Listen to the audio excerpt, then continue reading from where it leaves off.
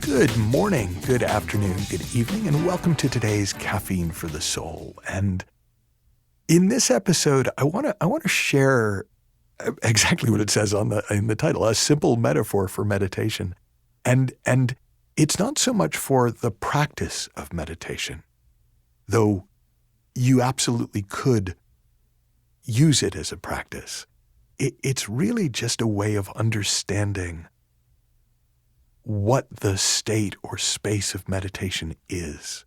And it's a metaphor that I first heard from the spiritual teacher Rupert Spira. And this is my version of it, so apologies for any variance or inaccuracies. But he talks about the difference between a train station and the trains that come and go from the station.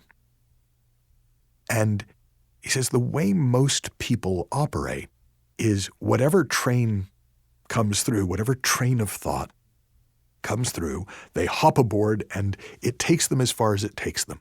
And so, one thought leads to the next thought, leads to the next thought. And before you know it, you've gone from looking at your bank balance to planning what it's going to be like to be homeless, or from having a bit of a disagreement with your partner to breaking up and dying lonely and on the streets, and you'll have your favorite versions of that, but we all get caught on trains of thought from time to time, and they often take us very far from where we started. It's not so much the first thought, but it's the second thought and the third thought and the fourth thought, and before long it doesn't even we probably can't even remember how we got on the train in the first place because it's taken us so far from where we started.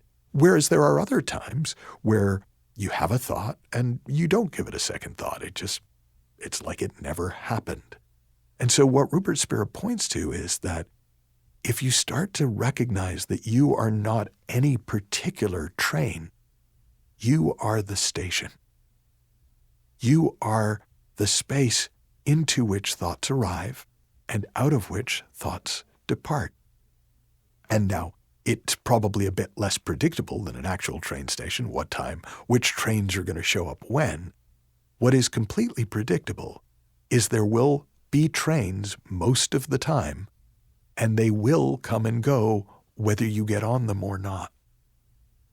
And so when you start to see yourself as the station, not, well, this is how I think, and these thoughts are important, and these thoughts are unimportant, it doesn't prevent you from getting on a train if where it's going is of interest to you. It doesn't prevent you from practically using thought to get from point A to point B. But what it does do is, in the same way as when you go to a train station, you don't try to ride all the trains, just the one that's going where you want to go. Being the station allows your mind to be filled with thought at times, without ever really taking you away from where you are. And then when a train of thought does come that is going where you want to go, well, then you can climb aboard and you can ride it. And this is again where the kind of more the edge of the metaphor than anything else. You can ride it until you're back at the station. So in a way, all trains of thought lead back home. There's a wonderful quote that I share a lot from a T.S. Eliot poem. And he said, "We shall not cease from exploration, and the end of all our exploring will be to arrive where we started and know the place for the first time." And what's interesting is no matter how far along you've gone on a train of thought, the minute, the moment, the breath where the thought stops,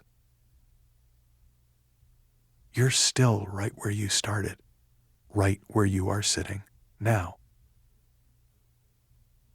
Now, the reason that I say that you can think of this as a meditation, not just as a way of thinking about meditation, is because I know that people often do that.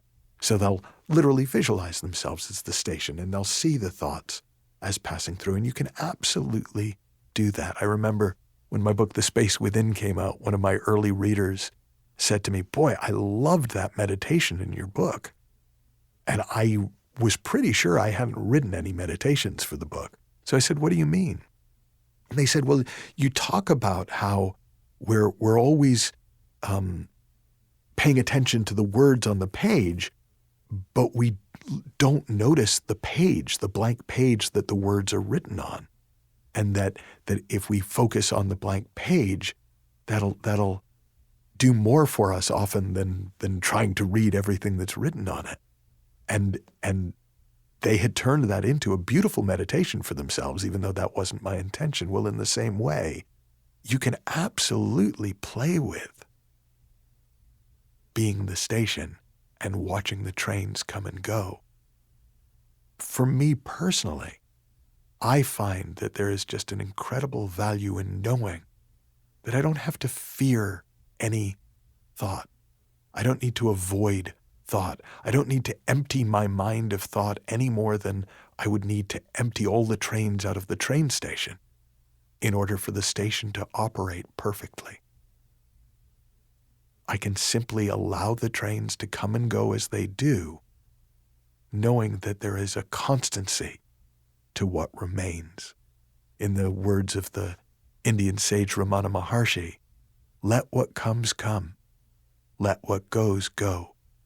See what remains." And in the context of this metaphor, we could say, be what remains, because you already are. If you want to learn more about what I sometimes call meditation without meditating, I encourage you to check out a program I'll be running this fall called The Space Where Miracles Happen. And you can learn more about it at michaelneill.org/miracles. Have fun, learn heaps, happy exploring, and I'll talk with you soon.